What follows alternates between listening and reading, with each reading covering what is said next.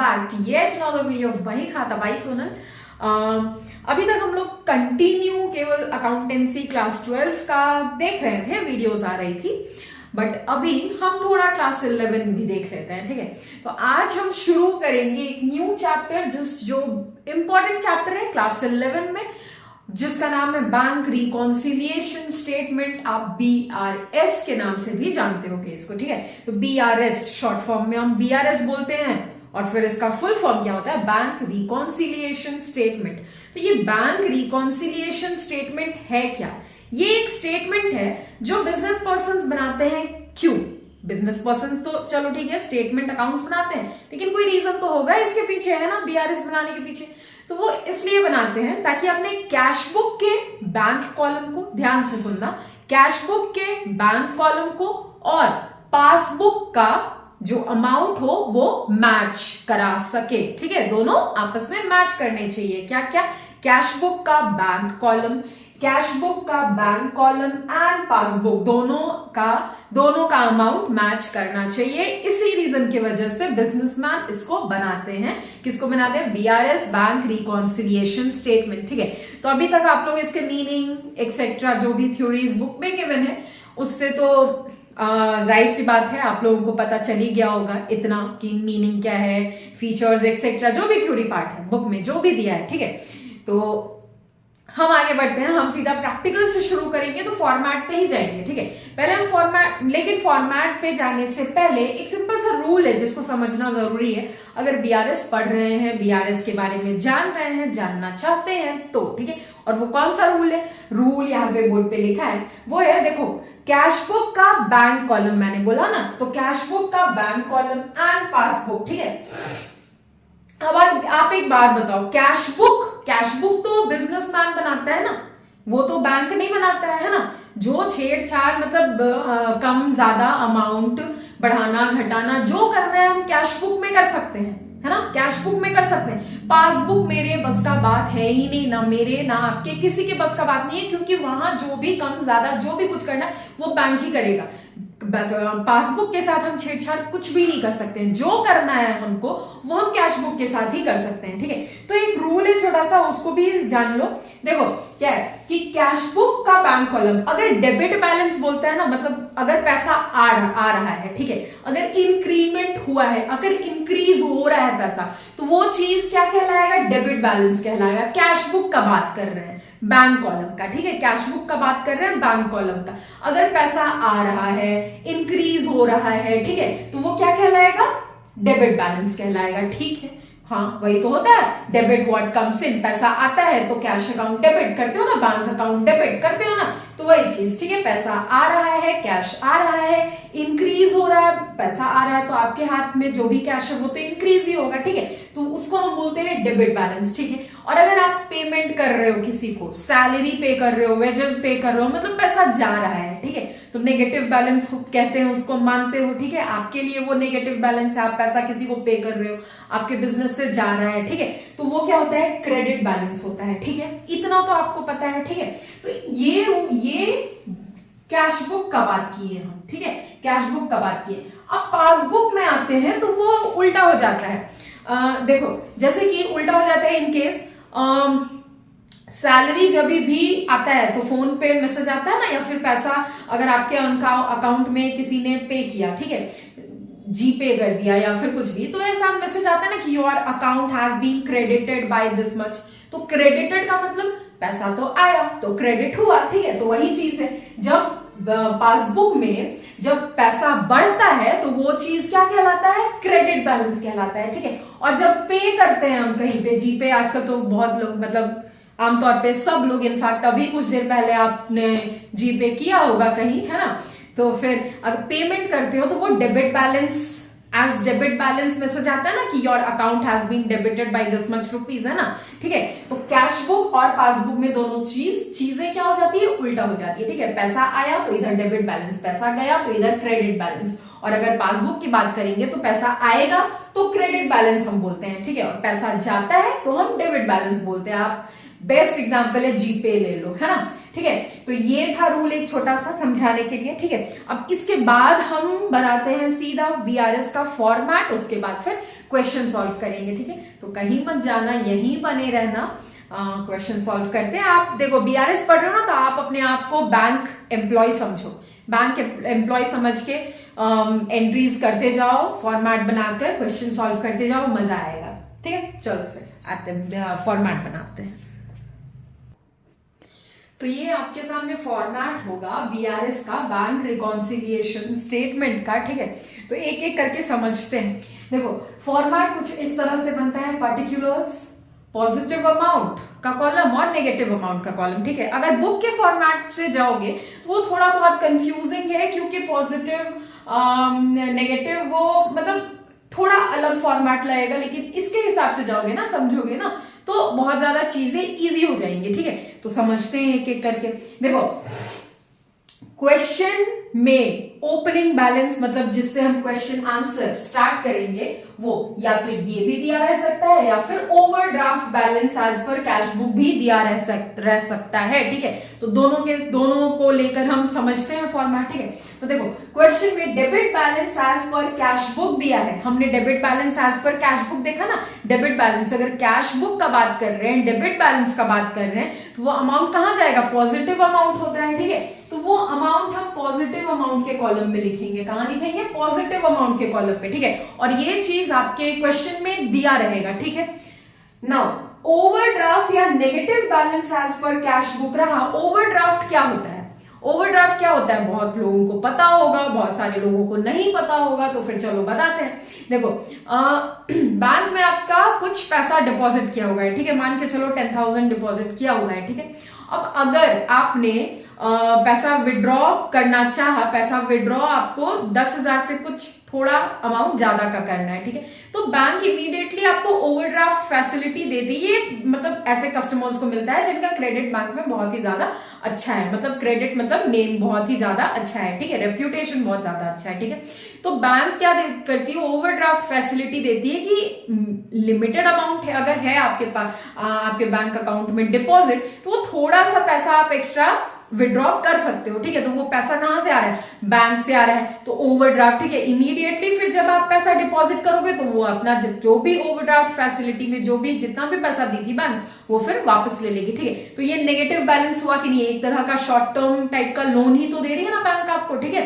तो ये negative balance इसीलिए आज हम इसको एज नेगेटिव बैलेंस ट्रीट करते हैं, ठीक है। तो ओवरड्राफ्ट फैसिलिटी या फिर negative balance as per cash book दिया है आपके क्वेश्चन में, तो इसका अमाउंट किस कौन से कॉलम में जाएगा, नेगेटिव अमाउंट के कॉलम में, ठीक है। तो अब देखो आपका आंसर या तो इससे शुरू होगा या फिर इससे शुरू होगा, वो डिपेंड करेगा कि क्वेश्चन में क्या दिया है। क्वेश्चन में अगर debit balance as per cash book दिया है तो स्टार्ट करो फिर ऐसे पॉजिटिव अमाउंट के कॉलम में अमाउंट डालो, ठीक है। और अगर क्वेश्चन में आपके ओवरड्राफ्ट या negative balance as per cash book दिया है तो ये लिखो, स्टार्ट करो और फिर नेगेटिव अमाउंट के कॉलम में उसका जो भी अमाउंट दिया है वो फिर डालो, ठीक है ना। उसके बाद ये लिखने के बाद ना ये दोनों, ये फॉर्मेट है, ठीक है। तो ये दोनों लिखने के बाद उसके बाद ऐड, कुछ चीजें ऐसी होती हैं जो हम इसमें ऐड करते हैं और कुछ चीजें ऐसी होती हैं जो हम इसमें से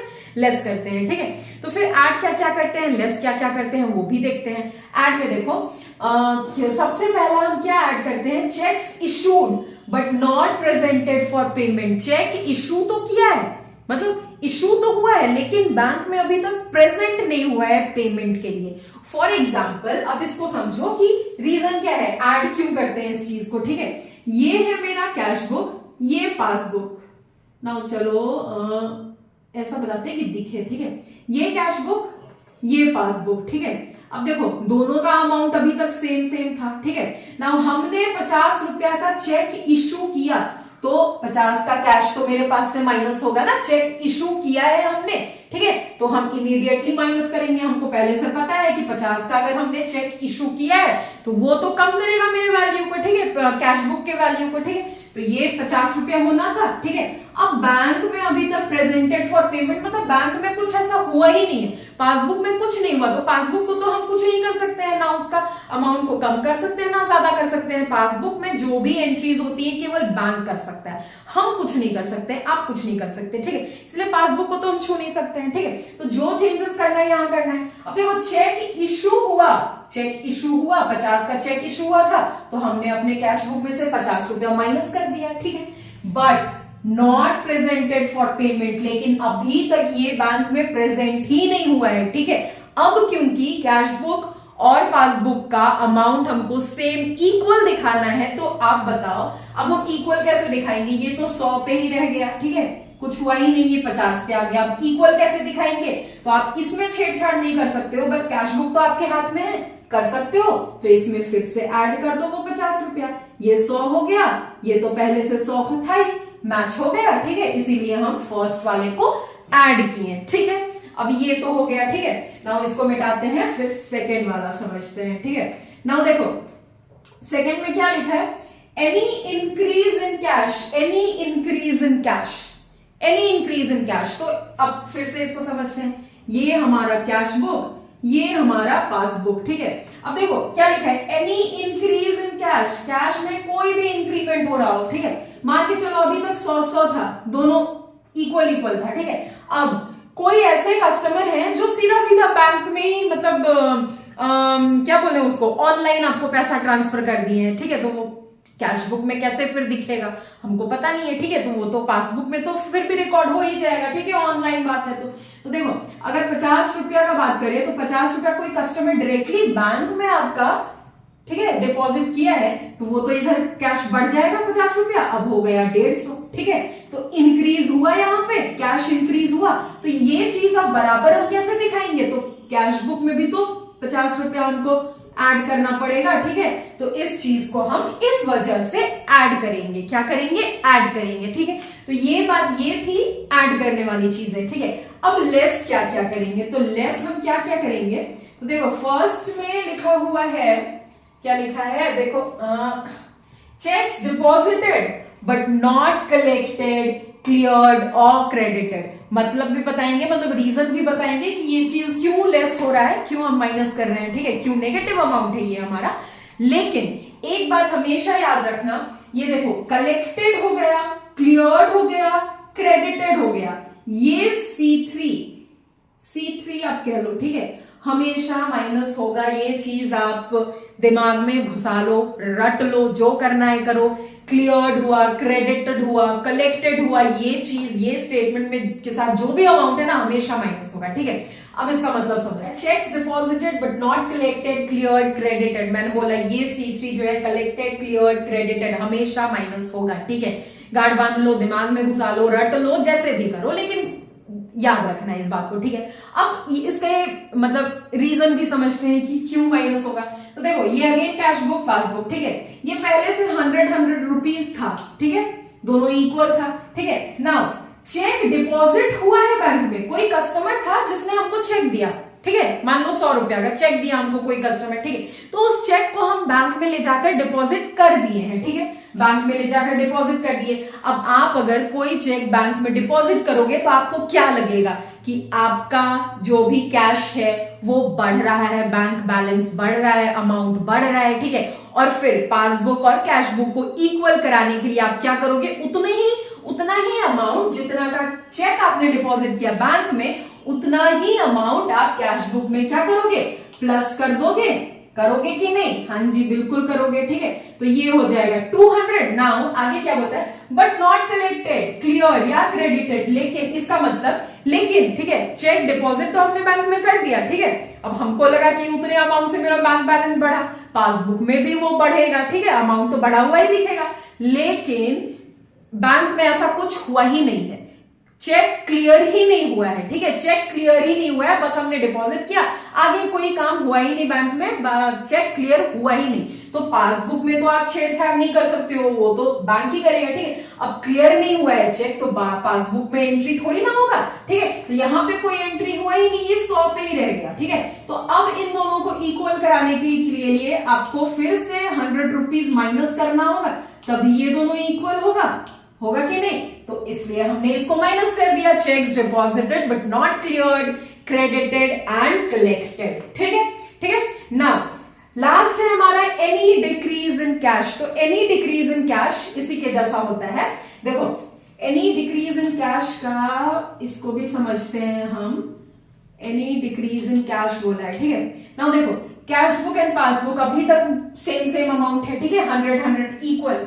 नाउ अगर आपने बैंक पेमेंट किया, ठीक है, ऑनलाइन पेमेंट किया, मतलब बैंक के थ्रू ही किसी कस्टमर को, कस्टमर मतलब कहीं से आपने सामान लिया और बैंक के थ्रू डायरेक्टली आपने पेमेंट कर दिया। ठीक है, तो डायरेक्टली आपने पेमेंट कर दिया तो ये तो आपके कैश को क्या करेगा, डिक्रीज करेगा ना। 50 रुपीज ही लेकर चलते हैं, डिक्रीज करेगा। ठीक है, नाउ इधर अगर डिक्रीज हुआ है कैश तो सेम दिखाने के लिए कैश बुक और पासबुक को तो हमका अमाउंट हमको सेम दिखाना है यहाँ पे बीआरएस में। ठीक है, सेम दिखाने के लिए इधर भी क्या करना पड़ेगा, अमाउंट हमको डिक्रीज करना पड़ेगा। अब इक्वल हुआ तो अगर कैश डिक्रीज हो रहा है तो वो चीज लेस होगा, अगर कैश इंक्रीज हो रहा है तो वो चीज ऐड होगा। अब समझ में आया ये सब चीज हमने ऐड क्यों किया, ये सब चीज हमने लेस क्यों किया। ठीक है, अब एक बात देखो, ये चीजें तो हो गई। ठीक है, अब अमाउंट देखो, ये पॉजिटिव अमाउंट का कॉलम है, ये नेगेटिव अमाउंट का कॉलम है। ठीक है, तो पॉजिटिव अमाउंट का कॉलम में जो भी हमने ऐड किया है वो हम इधर ही लिखेंगे। ठीक है, इधर ही लिखेंगे ना। जो भी हमने लेस किया है वो हम नेगेटिव अमाउंट के कॉलम में लिखेंगे। ठीक है, नेगेटिव अमाउंट के कॉलम में लिखेंगे। नाउ अब देखो क्वेश्चन, जब हम बैलेंसिंग फिगर निकालेंगे तो हम क्या करेंगे, कैसे करेंगे, आपका सॉल्यूशन या तो इससे शुरू होगा या फिर इससे शुरू होगा। ठीक है, तो पहले हम देखते हैं, इससे शुरू करते हैं अपना solution, debit balance as per cash book. ठीक है, इससे शुरू हुआ तो ये चीज तो होगा नहीं, जो भी अमाउंट है हम पॉजिटिव अमाउंट के कॉलम में लिखेंगे। ठीक है, अभी ओवरड्राफ्ट वाला मत देखो, अभी debit balance as per cash book से हम क्वेश्चन स्टार्ट कर रहे हैं। ठीक है, लेकिन वो लिखा रहने देते हैं। ठीक है, उस पे भी आएंगे। ठीक है, फिर जो ऐड करना था हमने किया, जो लेस करना था हमने किया, फिर ये तीनों को ऐड करो। ठीक है, तीनों को ऐड करो। ठीक, तीनों को ऐड करो, यहां लिखो, दोनों को ऐड करो, यहां लिखो। ठीक है, नाउ देखो ऐड कर रहे हैं, माइनस कर रहे हैं, नाउ इन दोनों का डिफरेंस को इधर लिख दो और ये आएगा आपका बैलेंसिंग फिगर, बैलेंसिंग फिगर। ठीक है, ये आ गया आपका बैलेंसिंग फिगर। नाउ अगर क्वेश्चन स्टार्ट हुआ है debit balance as per cash book से, तो आपका बैलेंसिंग फिगर को आप क्या बोलोगे, कैसे खत्म करोगे, एंड कैसे करोगे अपने सॉल्यूशन को, ये लिखकर credit balance as per cash book, balancing figure. ठीक है, क्या अगर debit balance as per cash book से क्वेश्चन सॉल्यूशन स्टार्ट हुआ है, वो खत्म कैसे होगा, बैलेंसिंग फिगर पे आप क्या लिखोगे, तो लिखोगे क्या, credit balance as per cash book. ठीक है, नाउ अब देखो हमने अभी क्वेश्चन इससे शुरू किया है, ओवरड्राफ्ट या फिर negative balance as per cash book, तो इधर से तो इधर तो अमाउंट का कॉलम नहीं लिखेंगे ना, यहां से स्टार्ट होगा हमारा सॉल्यूशन। ठीक है, उसके बाद जो भी ऐड हमने किया, ऐड वाले पॉजिटिव अमाउंट के कॉलम में उसका अमाउंट लिखो, जो भी हमने लेस किया नेगेटिव अमाउंट के कॉलम में उसका अमाउंट लिखो, वैसे ही सेम प्रोसेस करो, ऐड करो यहां लिखो, इधर ऐड करो, इन तीनों को इधर लिखो। नाउ इन दोनों का बैलेंस जो होगा, इन दोनों का डिफरेंस को आप इधर लिखो, और अगर क्वेश्चन ओवरड्राफ्ट या फिर negative balance as per cash book से शुरू हुआ है तो खत्म कहां पे होगा, overdraft balance as per passbook से, और ये आ जाएगा इसका बैलेंसिंग फिगर। ठीक है, ये आ जाएगा इसका बैलेंसिंग फिगर, ये वाला। ठीक है, अगर क्वेश्चन इससे स्टार्ट हुआ खत्म इस पे होगा। ठीक है, अगर क्वेश्चन इससे स्टार्ट हुआ तो खत्म इस पे होगा। ठीक है, ये बात आप ध्यान रखना। ठीक है, ये फॉर्मेट जल्दी से कॉपी करो, जैसा जैसे मैंने बोला वैसे वैसे रफ नोट्स बना लो। ठीक है, जैसे ये सबको मैंने समझाया ना वैसे। ठीक है, तो फिर वीडियो बहुत ज्यादा लेंथी ना बनाते हुए, आई होप ये वीडियो आपके लिए हेल्पफुल होगा, है ना, क्लास 11। तो फिर चलो वीडियो बहुत ज्यादा लेंथी ना बनाते हुए यहीं पे थम जाते हैं, और फिर मिलते हैं हम नेक्स्ट, सॉल्व करते हैं क्वेश्चंस आपके ही बुक टीएस गिरवाल के क्वेश्चंस। टिल देन क्लास 11 में आप नए हो, इधर हम नए हैं, तो साथ मिलकर बढ़ते हैं, पढ़ते हैं, सीखते हैं, समझते हैं और एंजॉय करते हैं। क्लास 11 में अब आप नए नहीं रहे, कॉमर्स फील्ड में नए हो। चलो कोई बात नहीं, थैंक यू।